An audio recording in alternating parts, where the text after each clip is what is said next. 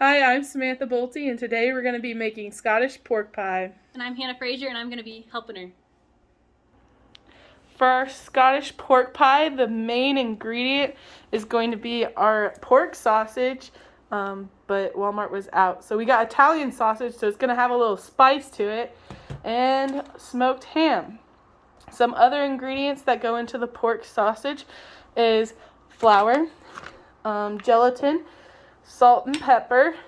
We got some butter, some chicken stock, some freshly picked sage, and some eggs. All these ingredients are available at your local Walmart or anywhere you can buy groceries. The first step to making this is you're going to need to boil 6 eggs. And so we're going to take 6 eggs and we're going to put them in this boiling water. So I think we should... After we get the eggs in, we're going to also set the timer for 10 minutes for them to boil and then set the oven to 350 degrees. For step 2, we're going to go ahead and start making the crust. So we put 4.5 cups of flour in the bowl, and then we needed 3/4 cups of chilled butter, and we chopped it up to make it easier to mix for the dough. And then I also have 1/4 teaspoon of some salt, and it says in the recipe to use a food processor because that makes it easier. But we're going to go ahead and just mix it like crazy until it turns into dough. Awesome. Once we get that all good and mixed together, we are going to add 1/2 cup of chilled water. Do I continue to mix this? Yeah, go for it. And an egg, but I can't crack an egg one-handed, so Hannah did a great job and made some dough. The 1/2 cup of water ended up being more like a 3/4 cup of water, and we got this nice texture. Hannah separated it to where 1/3 of the dough is going to be wrapped and saved for chilled for the tops of the shepherd's pie.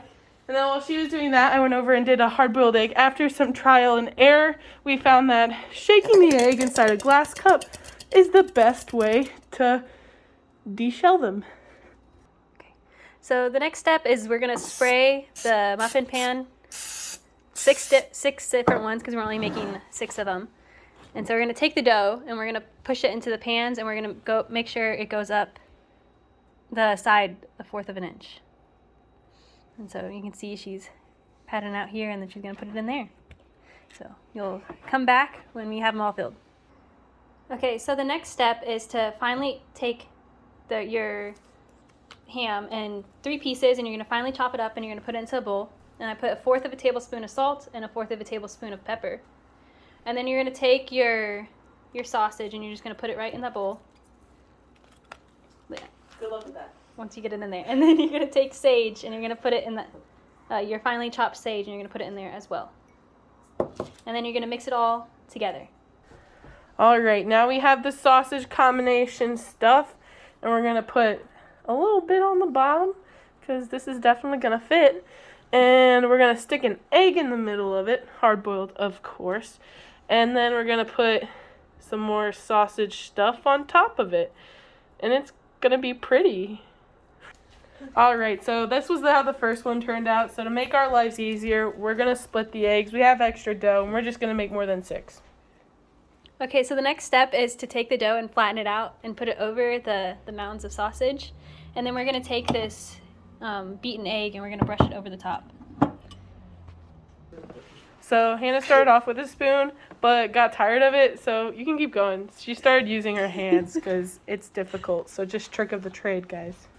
So now the delectables go inside the oven at our set temperature of 350 for an hour.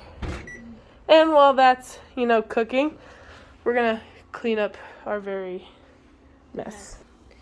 All right, folks, they're about halfway done. Go. So this is a mixture of chicken broth and then a packet of gelatin. And these are mixing together. We warmed up the chicken stock before we put the gelatin in. And then after this gets done, we're going to pour it on the thing. All right, so a little history about these Scottish pork pies while she puts the gelatin stock mixture on them is, so they originated 500 years ago in England, not Scotland. And that time they used mutton instead of pork. but now all kinds of meat is used for this dish.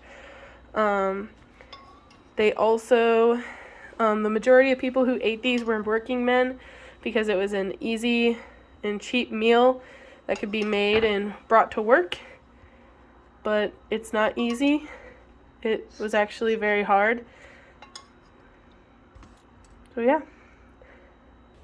Alright, it's the big reveal time. Oh my gosh. Absolutely immaculate. Yummy.